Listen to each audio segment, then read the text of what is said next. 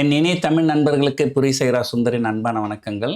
இன்னைக்கு பெரும் தலைவர் காமராஜருடைய பிறந்த நாள். கண்டிப்பாக இந்த மாதிரி பெரிய மனிதர்களை வருஷத்துக்கு ஒரு தடவை நம்ம கொஞ்சம் நினச்சி பார்க்கணும். என்னுடைய நண்பர் ஒரு தடவை என்கிட்ட கேட்டார், சார் உங்களுடைய இன்றைக்கு இருக்கிற மிகப்பெரிய சக்ஸஸுக்கு என்ன காரணம் அப்படின்னு கேட்டார். நான் ஒரு குறிப்பிட்ட மனிதரை என்னுடைய சக்ஸஸுக்கு காரணம் அப்படின்னு சொல்லணும்னா அது பெரும் தலைவர் காமராஜர் அப்படின்னு தான் சொல்லணும். ஏன்னா நான் பிறந்தது மிக மிக ஏழ்மையான குடும்பத்தில். எங்கள் அப்பா அம்மாவுக்கு எனக்கு சாப்பாடு போடுறதுக்கு கூட வசதி இல்லை. என்னை ஒரு ஹாஸ்டலில் சேர்த்துட்டாங்க. ஸோ அந்த ஹாஸ்டல் மணலி ராமகிருஷ்ண முதலியார் அப்படின்னு ஒருத்தர் இருந்தார்.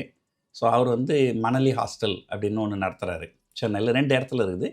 ஒன்று கொத்தவால் சாவடி பக்கத்தில், இப்போல்லாம் கொத்தவால் சாவடி கிடையாது, அந்த காலத்தில் கொத்தவால் சாவடின்னு சொல்லுவோம், கோவிந்த நாயக்கப்பன் தெருன்ட்டு.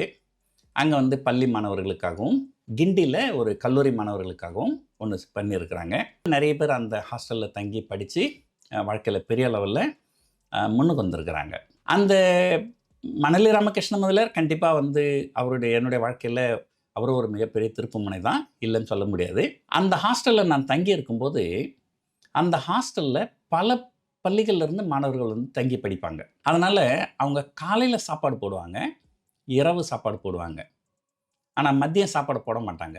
ஏன்னு சொன்னால் பல மாணவர்கள் பல டிஃப்ரெண்ட் பள்ளிக்கூடத்தில் இருப்பாங்க. சில பள்ளிக்கூடங்கள் ஹாஸ்டல்லேருந்து கொஞ்சம் தூரமாக இருக்கும், சில பள்ளிக்கூடங்கள் கிட்ட இருக்கும். அதனால் காலையிலையும் இரவும் கண்டிப்பாக அந்த சாப்பாடு போட்டுருவாங்க. தங்கிறதுக்கு இடமும் இலவசமாக கொடுப்பாங்க. ஆனால் மத்தியான சாப்பாடு அது காமராஜர் மதிய உணவு திட்டம் அப்படின்னு இருக்குது. ஸோ அந்த மதிய உணவு திட்டத்தில் தான் நான் சாப்பிடுவேன். நான் இன்றைக்கும் நினச்சி பார்ப்பேன். ஒரு இலையை போடுவாங்க, ஒரே ஒரு கரண்டி சாம்பார். ஆனால் கரண்டி கொஞ்சம் பெருசாக இருக்கும். ஒரே ஒரு கரண்டி சாம்பார் சோறு போடுவாங்க. பசிக்கும், கை துருத்துருன்னு இருக்கும், அதை எடுத்து சாப்பிடணும்னு சொல்லிட்டு. ஆனால் சாப்பிடக்கூடாது ரூல் படி. எல்லாருக்கும் பரிமாறி முடிஞ்சதுக்கப்புறம் ஒரு மாணவர் ஒரு திருக்குறள் சொல்வார், பகுத்துண்டு பல்லுயிர் ஓம்புதல் நூலோர் தொகுத்தோர்க்கெல்லாம் தலை அப்படின்ட்டு. அதில் என்ன தமாஷனா, அந்த வயசில் அந்த திருக்குறளுக்கு அர்த்தம் கூட தெரியாது. சரி, எப்படா அந்த திருக்குறள் முடியும் அப்படின்னு சொல்லிட்டு உடனே சாப்பிட ஆரம்பிப்போம். ஸோ அப்படி வளர்ந்தவன் தான் நான். இன்றைக்கும் நிறைய தமிழக அரசாங்கம் நிறைய வெல்ஃபேர் ஸ்கீம்லாம் கொடுக்குறாங்க. அது நிறைய பேர் அதை எதிர்த்து பேசுகிறாங்க இல்லைங்க. ஆனால் அந்த ஒரு வேளை சாப்பாட்டுக்கு இல்லாமல் கஷ்டப்படுறான் இல்லையா, அவனுக்கு தான் தெரியும் அந்த 1000 ரூபாயோட அருமை. எத்தனையோ பெண்கள் பஸ்ஸுக்கு போகிறதுக்கு கையில் காசு இல்லைன்னு சொல்லிட்டு பொம்பளை பிள்ளைங்களை படிக்க வைக்க மாட்டாங்க. ஆனால் இந்த விடியல் பயண திட்டம் அப்படின்னு பெண்களுக்கு பஸ்ஸில் இலவசம் அப்படின்னு சொல்லும்போது, ஒரு பஸ்ஸில் இலவசமாகவும் கொடுத்து மாதத்துக்கு ஒரு 1000 ரூபாய் கை செலவும் கொடுக்குறாங்க. அப்படின்னும்போது நம்ம எதுக்கு பசங்களை படிக்க வைக்கணும்னு நினைக்கிறவங்க கூட கண்டிப்பாக நம்ம பசங்களை படிக்க வைக்கணும் அப்படிங்கிற ஒரு உந்துதல் கண்டிப்பாக இருக்கும். ஸோ எப்பவுமே நீங்கள் தான தர்மம் செய்யும்போது நம்ம ஒரு 100 பேருக்கு செய்கிறோம்னா 100 பேரும் அதை அப்படியே அது அந்த நன்றியோடு இருப்பாங்க அப்படின்லாம் நீங்கள் எதிர்பார்க்க முடியாது. ஆனால் அந்த 100ல் ஒருத்தன் உங்களுக்கு நன்றியோடு இருந்தால் அதனால் உங்களுக்கு கிடைக்கக்கூடிய ரிட்டர்ன், நான் சொல்கிறது உங்களுக்குன்றதில், நான் சொல்கிறது சொசைட்டிக்கு கிடைக்கக்கூடிய ரிட்டர்ன் ஒரு மிகப்பெரிய ரிட்டர்னாக இருந்திருக்கும். ஒருவேளை சாப்பாடு எனக்கு காமராஜர் மதிய உணவு திட்டத்தில் கிடைக்காமல் போயிருந்தால், நான் இங்கேயே கூலி வேலைக்கு போயிருந்தால், ஸோ எப்படியோ நம்ம பொழப்பை நடத்தி இருப்போம். ஆனால் கோடிக்கணக்கில் அரசாங்கத்துக்கு நம்ம டேக்ஸ் கட்டியிருக்க மாட்டோம். என் கூட படித்தவங்க 100 பேர் படிச்சிருக்கலாம், 100 பேருக்கு அந்த இலவச சாப்பாடு கிடைச்சிருக்கலாம். அந்த 100 பேரில் 99 பேருக்கு அது பயனில்லாமல் கூட போயிருக்கலாம். ஆனால் அந்த ஒருத்தன் ஒரு ஒரு சொசைட்டியில் மிகப்பெரிய லெவலில் அவன் 100 பேரில் 1,00,000 பேருக்கு, 1 கோடி பேருக்கு சாப்பாடு போடுற அளவுக்கு அவன் அந்த சொசைட்டிக்கு அவன் கான்ட்ரிபியூட் பண்ணுவான். ஸோ இதுதான் லாஜிக்கு. ஸோ அதனால் இதுக்கு மேலேயாவது இந்த இலவச திட்டங்கள் தவறாக பேசுகிறத நிறுத்திடுங்க. அப்படி ஒரு எண்ணம் உங்களுக்கு இருந்தால் அது எதுவுமே ஒரு வீண் கிடையாது. ஒரு நல்ல சொசைட்டி, ஒரு கிரேஷியஸ் சொசைட்டின்னா என்னென்னா, கீழே இருக்கிறவனை நம்ம கொஞ்சம் மேலே தூக்கி விடணும். அவன் மேலே வந்தான்னா அவன் ஒரு 10 பேரை மேலே தூக்கி விடுவான். ஸோ அதுதான் ஒரு சிறந்த சமூகம். நான் சமீபத்தில் படித்தேன், இது காமராஜருக்கு முன்னாடியே ஜஸ்டிஸ் கட்சி இதை ஆரம்பித்தாங்க. பட் அவங்ககிட்ட ஃபண்டிங் இல்லை, ஒரு சில பள்ளிகளில் மட்டும்தான் அதை இது பண்ணாங்க. அதுக்கப்புறம் காமராஜர் எல்லா பள்ளிக்கூடத்துக்கும் கொண்டு வந்தார் அப்படின்னு சொன்னாங்க. ஸோ அதுக்கப்புறம் எம்ஜிஆர் வந்தார். ஸோ அவரும் எம்ஜிஆர் மதிய உணவு திட்டம்னு சொல்லிட்டு இன்னும் நல்லா பரவலாக கொண்டு வந்தாங்க. இப்போது தமிழக அரசாங்கத்தில் வந்து ஸ்டாலின் வந்து அது மதிய உணவு மட்டும் எதுக்கு, காலை உணவும் கொடுப்போம் அப்படின்னு சொல்லிட்டு இப்போது காலை உணவு திட்டத்தையும் வந்து ஸ்டாலின் தொடங்கி வச்சிருக்கிறாரு. ஸோ இதெல்லாம் வந்து ஒரு நல்ல விஷயங்கள் தான். ஒரு தானத்திலேயே சிறந்த தானம் அன்னதானம் அப்படின்னு சொல்லுவாங்க. ஸோ அதனால் அதை பற்றி எதுவும் குறை சொல்லாதீங்க. ஸோ வெல்ஃபேர் வந்து கண்டிப்பாக இருக்க வேண்டியது தான். நீங்கள் ஒவ்வொருத்தரும் பண்ணுற ஊழல், லஞ்சம் அதெல்லாம் பார்க்கும்போது இதுக்காக பண்ணுற செலவெல்லாம் ரொம்ப ரொம்ப குறைவு. இதுக்காக கிடைக்கக்கூடிய ரிட்டர்ன் வந்து பல மடங்கு இருக்கும். அது வந்து ஒன்று. அப்புறம் ஒரு சுவாரஸ்யமான கதை ஒன்று நான் கேள்விப்பட்டேன் காமராஜர் பற்றி. அவருடைய நண்பர் அவருடைய குழந்தைக்கு திருமணம் பண்ணுறாரு. பையனுக்கோ பொண்ணுக்கோ திருமணம் பண்ணுறாரு. அதுக்காக காமராஜர் நேரில் வந்து பார்த்து பத்திரிக்கை கொடுத்துருக்கிறார்.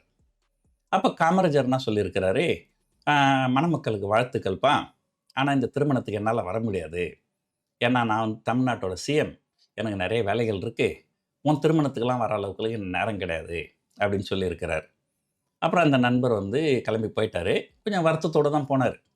என்னடா இது, இவர் நம்ம நண்பராச்சே, நட்பை மதித்து இவர் வந்து நம்ம கல்யாணத்துக்கு வருவார் அப்படின்னு பார்த்தா, நான் தமிழ்நாட்டுக்கு சிஎம்மு, உன் கல்யாணத்துக்குலாம் வர்றதுக்கு நேரம் இல்லைன்னு முகத்தால் அடித்தா போல் சொல்கிறாரு அப்படின்னு கொஞ்சம் வருத்தமாக தான். இப்போ என்ன பண்ணுறது, ஒரு வேளை அவர் வரலைன்னா நம்ம என்ன ஃபோர்ஸாக பண்ண முடியும், அதுவும் அவர் சீஃப் மினிஸ்டர் வேறு அப்படின்னு சொல்லிட்டு இவர் ஊருக்கு போயிட்டார். அதுக்கப்புறம் கல்யாண தேதி அன்றைக்கி காலையில் காமராஜர் வந்து இந்த கல்யாணத்துக்கு வந்து நிற்கிறார். அப்போ இந்த நண்பருக்கு ரொம்ப ஆச்சரியம். என்னங்க, நான் தமிழ்நாட்டோட சிஎம்மு, உன் கல்யாணத்துக்கெலாம் வர்றதுக்கு எனக்கு நேரம் இல்லை, உன் கல்யாணத்துக்கு வர முடியாதுன்னு சொன்னீங்க, இப்போ கல்யாணத்துக்கு வந்து நிற்கிறீங்க அப்படின்னு சொன்னப்போ அதுக்கு அவர் சொன்னாராம், நீ எனக்கு பத்திரிக்கை கொடுக்கும்போதே நான் கல்யாணத்துக்கு வர்றதுன்னு நான் முடிவு பண்ணிட்டேன். ஆனால் இருந்தாலும் உங்ககிட்ட நான் கல்யாணத்துக்கு வரல நீ ஏன் சொன்னேன்னா, நீ என்ன பண்ண, நீ ஏற்கனவே வசதி இல்லாத ஆள், ஏதோ கஷ்டப்பட்டு கடனை உடனே வாங்கி ஒரு கல்யாணம் பண்ணுற, சீஃப் மினிஸ்டர் நம்ம கல்யாணத்துக்கு வராரு அப்படின்னா அதுக்கு வந்து ஒரு வரவேற்பெல்லாம் தடபுடலாக இருக்கணும் அப்படின்னு சொல்லிட்டு அதுக்காக நீ நிறைய செலவு பண்ணுவேன். நான் வரலன்னு சொன்னாக்கா நீ அதெல்லாம் பண்ண மாட்டேன். ஸோ அதனால தான் உங்ககிட்ட நான் வரலன்னு சொன்னேன். ஆனால் இப்போது எனக்கு வந்து நட்பு தான் முக்கியம், அந்த நட்புக்காக நான் வந்து நிற்கிறேன் இன்றைக்கி. இப்போ பாரு, உனக்கும் செலவு இல்லை, எனக்கும் நண்பனுடைய கல்யாணத்துக்கு வந்ததா ஒரு சந்தோஷம் அப்படின்னு சொன்னாராம்.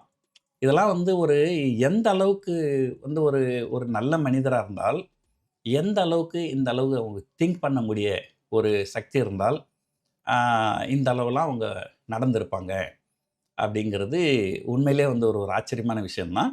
ஏறக்குறைய அந்த மாதிரியான நிறைய நல்ல விஷயங்களை இன்றைக்கி நான் ஸ்டாலின் கிட்டேயும் நான் பார்க்குறேன். ஒரு சின்ன உதாரணத்துக்கு பார்த்தீங்கன்னா, நான் ஏற்கனவே பல இன்டர்வியூவில் சொல்லியிருக்கிறேன், இவர் முதலமைச்சர் ஆனார். முதலமைச்சர் ஆன உடனே அப்போ கரோனா வைரஸ், அது இல்லாமல் செகண்ட் வேவ் வேறு, ரொம்ப கொடுமையாக இருந்தது, ஏகப்பட்ட பிரச்சனைகள். ஸ்டாலினுக்கும் வந்து அவர் நடக்கிறதுலாம் பார்த்திங்கன்னா தெரியும், அவர் வந்து ஒரு ரொம்ப ஹெல்த்தியாலாம் இருக்கிறார் அப்படின்னு சொல்ல முடியாது. கண்டிப்பாக அவரை சுற்றி இருக்கிறவங்க யாரும் என்ன சொல்லியிருப்பாங்க, நீங்கள் வெளியே எங்கேயும் போகாதீங்க, கரோனா வைரஸு அப்படின்னு சொல்லியிருப்பாங்க.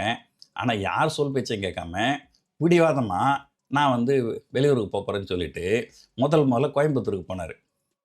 அதில் என்ன தமாஷ்னா, கோயம்புத்தூரில் டிஎம்கே தோற்றுருக்குது. அங்கே போயிட்டு என்ன சொல்கிறாரு, எனக்கு ஓட்டு போட்டவங்களுக்கு நான் தான் சிஎம், எனக்கு ஓட்டு போடாதவங்களுக்கு நான் தான் சிஎம், எனக்கு ஓட்டு போட்டவங்களுக்கு நான் நல்லது செய்வேன், எனக்கு ஓட்டு போடாதவங்களுக்கு நல்லது செய்வேன். இதெல்லாம் ஒரு ஒரு எவ்வளோ ஒரு பெரிய பரந்த மனப்பான்மை இருக்குது. அதே போல் சமீபத்தில் நடந்த இன்னொரு நிகழ்ச்சி சொல்கிறேன் பாருங்கள். ஒருவேளை ஸ்டாலின் இதை காமராஜர் கிட்டேருந்து தான் கற்றுன்னு இருப்பாரா இருக்கும், நமக்கு தெரியாது. நம்மகிட்ட சொன்னாரா நான் ஸ்டாலின் எங்கேருந்து கற்றுக்கணுன்ட்டு. கிங் காங்னு ஒரு நடிகர், அவர் ஒரு சாதாரண நடிகர். அவர் என்ன பண்ணிக்கிறாரு, அவர் பெண் பிள்ளைக்கு திருமணம் பண்ணுறதுக்காக தெரிஞ்சவங்க எல்லாருக்கும் பத்திரிக்கை கொடுத்துருக்கிறாரு. ஸோ ஆனால் அவருடைய பெண்ணுடைய திருமணத்துக்கு பெரும்பாலும் யாரும் போகலை, பிரபலமான ஆட்கள் யாருமே போகலை. இதுக்கும் அந்த சினிமா இண்டஸ்ட்ரியில் இருந்திருக்கிறார். ஆனால் அவர் வந்து ஸ்டாலினுக்கும் பத்திரிக்கை கொடுத்துருக்கிறார். பத்திரிக்கை கொடுக்கும்போது ஸ்டாலின் வந்து நான் இப்போ திருமணத்துக்கு வரேன்னு சொல்லலை, நான் முயற்சி பண்ணுறேன் அப்படின்னு ஒரு டிப்ளமேட்டிக்காக தான் சொல்லி அமைச்சிருக்கிறார். ஆனால் கடைசி நேரத்தில் அந்த திருமணத்துக்கு ஸ்டாலின் போயிருக்கிறார். என்னங்க, ஒரு சிஎம் வந்து ஒரு சினிமா துறையில் இருக்கிற ஒருத்தர் கல்யாணத்துக்கு போகிறது ஒரு பெரிய விஷயமா அப்படின்னாக்கா, அதில் ஒரு பெரிய விஷயம் என்னன்னாக்கா, நான் கேள்விப்பட்ட வரைக்கும் அந்த நடிகர் கிங் காங் அவர் வந்து அதிமுகவை சேர்ந்தவர். ஸோ என்னென்னா, கண்டிப்பாக எனக்கு வந்து அவர் பத்திரிக்கை கொடுக்கல, பத்திரிக்கை கொடுத்துருந்தா நான் கண்டிப்பாக போயிருப்பேன். என்னன்னா சினிமாவில் எத்தனையோ பேர் இருக்கிறாங்க. ரஜினி இருக்கிறார், கமல் இருக்கிறாரு, அஜித், விஜய் நிறைய பேர் இருக்கிறாங்க. ஆனால் இந்த கிங்காங்லாம் பார்த்தீங்கன்னா அவங்க ஒரு என்ன சொல்கிறது, அவங்க வந்து ஒரு உடல் வளர்ச்சி ரொம்ப குறைஞ்சி ரொம்ப குள்ளமாக இருப்பார். ஸோ அவங்களுக்கெல்லாம் வந்து ஒரு ஒரு என்னன்னா உள்ளுக்குள்ளே ஒரு தாழ்வு மனப்பான்மை இருக்கும்.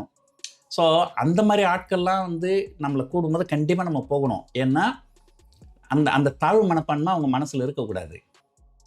ஸோ அதை எப்படி நம்ம அந்த தாழ்வு மனப்பான்மை அவங்க மனசுலேருந்து நிற்க முடியும்னா, அவங்கள நம்மள ஒத்தரா நினச்சி, நம்ம மதித்து நம்ம போகும்போது தான் அவங்களுக்கு ரொம்ப சந்தோஷமாக இருக்கும். ஸோ இதே இதே வந்து ஒரு அஜித்தோ விஜயோ அவங்க வீட்டு கல்யாணத்துக்கு கூப்பிட்டு ஸ்டாலின் போகலைன்னா அதை நான் ஒரு பெரிய குறையாக சொல்ல மாட்டேன்.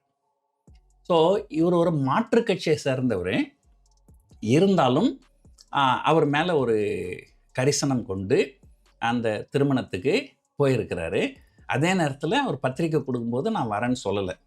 ஏன்னா காமராஜர் சொன்ன அதே கதை தான். ஒரு வேளை முதலமைச்சர் வராருன்னா ஏதாவது தடப்படலாம் பண்ண போகிறாங்க, எதுக்கு அவங்களுக்கு செலவு, அவங்களாம் நடுத்தர மக்கள் தானே அப்படின்னு சொல்லிட்டு. ஸோ எதுக்காக சொல்ல வரேன்னா, இந்த மாதிரி ஒரு பெரும் தலைவர்கள் பற்றி நம்ம நிறைய படிக்கணும். அவங்க வாழ்க்கையில் நடந்த நிகழ்ச்சிகளை பற்றி நம்ம தெரிஞ்சுக்கணும். அதுலேருந்து நம்ம நிறைய பாடம் கற்றுக்கணும். ஸோ அந்த மாதிரி அவங்கெல்லாம் எப்படி பெருந்தன்மையாக நடந்தாங்களோ அதே போல் நம்மளும் நம்ம வாழ்க்கையில் கூடிய வரைக்கும் பெருந்தன்மையாக நடக்கணும். நான் இன்றைக்கும் 40 வருஷம் 45 வருஷத்துக்கு முன்னாடி என் கூட படித்த பசங்க அவங்க வீட்டு திருமணம்லாம் நடந்ததுன்னா நான் கண்டிப்பாக வந்து போயிட்டு வருவேன். இப்போ போன வாரம் கூட என்னுடைய +2 நண்பன் அவனுடைய பெண்ணுக்கு திருமணம் நிச்சயதார்த்தம். அதுக்காக போன வாரம் ஞாயிற்றுக்கிழமை நான் திருத்தணி போயிருந்தேன். திருத்தணி போகிறோமேன்னு சொல்லிட்டு தான் அப்படியே கோயிலுக்கும் போயிருந்தேன். ஸோ அது தான் ஃபோட்டோலாம் என்னோடய ட்விட்டர் அக்கௌண்ட்டில் போட்டிருந்தேன். இது இல்லாமல் வந்து கோவிலுக்கு போவோமா அப்படின்னா ஒரு வீடியோவும் போட்டிருந்தேன். வீடியோ ரொம்ப நல்லா போயிருந்தது. நிறைய பாசிட்டிவ் கமெண்ட்ஸ் வந்திருந்தது. அப்போ நிறைய பேர் சொல்லியிருந்தாங்க, சார் கோவிலுக்கு போவோமா பார்ட் 2 போடுங்க சார் அப்படின்ட்டு. ஸோ அப்போ அந்த திருத்தணி போயிட்டு வந்தது அதெல்லாம் வச்சு கோவிலுக்கு போவோமா அப்படின்ற பார்ட் 2 நாளைக்கு போட்டுருவோம். இந்த வீடியோ உங்களுக்கு ரொம்ப பிடிச்சிருக்குன்னு நினைக்கிறேன். நன்றி, வணக்கம்.